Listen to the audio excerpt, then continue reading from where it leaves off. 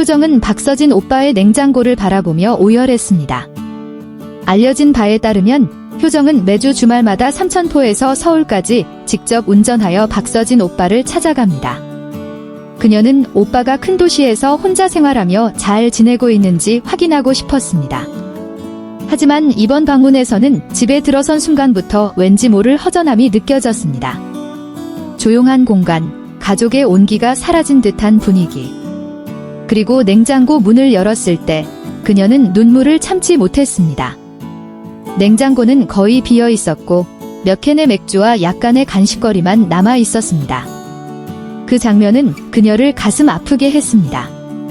그녀가 항상 존경해온 오빠, 유명하고 성공한 사람이지만 정작 그의 삶은 너무나도 외로워 보였습니다. 집안의 CCTV 카메라는 효정이 냉장고 앞에서 멍하니 서 있다가 갑자기 오열하는 순간을 담아냈습니다. 그녀는 오빠가 이렇게까지 외롭게 생활하고 있을 줄은 상상도 하지 못했습니다. 겨우 마음을 다잡은 후 그녀는 어머니가 미리 준비해준 반찬들을 하나씩 꺼내 조심스럽게 냉장고 안에 정리하기 시작했습니다. 반찬을 정리하면서도 그녀의 눈물은 멈추지 않았습니다. 그것은 단순한 슬픔의 눈물이 아니라 오빠를 향한 깊은 사랑과 안타까움이 담긴 눈물이었습니다. 그 후 박서진은 집안 CCTV에 남겨진 영상을 보고 큰 감동을 받았습니다.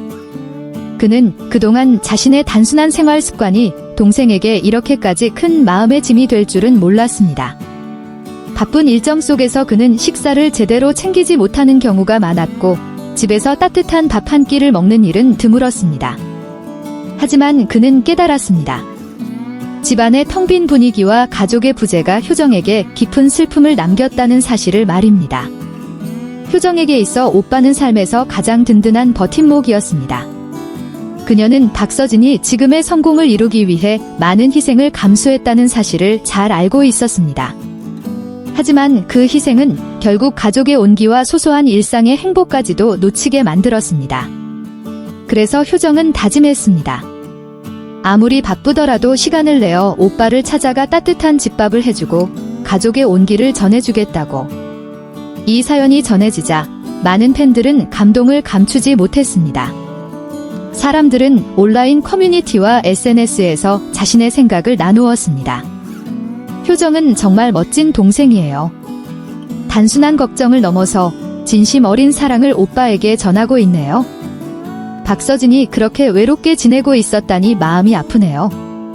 하지만 다행히도 그 곁에는 항상 효정이 있습니다.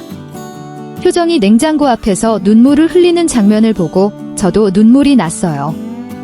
이런 남매의 사랑은 정말 소중하네요. 성공하고 유명한 사람일수록 더 외로운 경우가 많은 것 같아요. 효정 덕분에 박서진도 조금 더 따뜻한 시간을 보낼 수 있을 것 같네요. 이 이야기는 다시 한번 가족의 소중함을 일깨워줍니다. 아무리 성공하고 유명해진다 해도 가족의 존재는 결코 대체할 수 없는 것입니다. 그리고 박서진에게 있어 효정의 존재야말로 가장 값진 선물일 것입니다. 오는 8일 토 방송되는 KBS ETV 살림하는 남자들 시즌 2분 이하 살림남에서는 박서진과 지상렬이 나이와 세대를 초월한 케미를 선사합니다.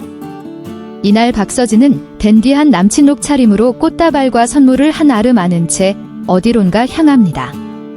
그는 설렘 가득한 표정으로 태어나서 처음으로 가까워지고 싶은 분한테 초대를 받았습니다. 같이 있으면 미소 짓게 만들고 왠지 모르게 기분이 좋아집니다. 제 인생에서 놓치고 싶지 않은 사람입니다. 라고 말하며 궁금증을 자아냅니다. 박서진이 만나러 간 사람의 정체는 바로 지상렬이었으며 그는 그동안 지상렬의 주옥같은 멘트에 마음을 빼앗겼음을 고백합니다. 특히 이날 만남의 첫 단추로 평소 낯가림이 심한 박서진이 지상렬의 연락처를 먼저 물었다는 후문이 전해져 놀라움을 안깁니다.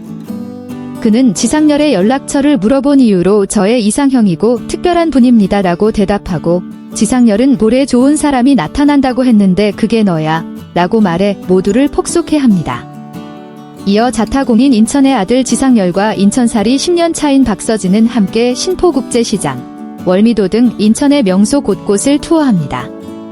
박서진은 지상렬과 함께 시간을 보내면서 특유의 지상렬체를 자연스럽게 습득하는데 지상렬이 여자친구 입에서 입냄새가 날 경우 어떻게 할 거야? 라고 묻자 박서진은 따뜻한 쓰레기 먹고 왔니? 라고 답해 스튜디오를 웃음바다로 만듭니다. 이에 지상렬의 수제자로 인정받은 그는 이후로도 간에 알코올 저장하고 있습니다. 혀에 니스칠했습니다. 라며 평소와 다른 입담을 보여주며 점점 그와 닮아가는 모습으로 웃음을 자아냅니다. 또한 처음으로 술자리를 가진 두 사람은 취중진담을 나누며 속 깊은 대화를 이어갑니다.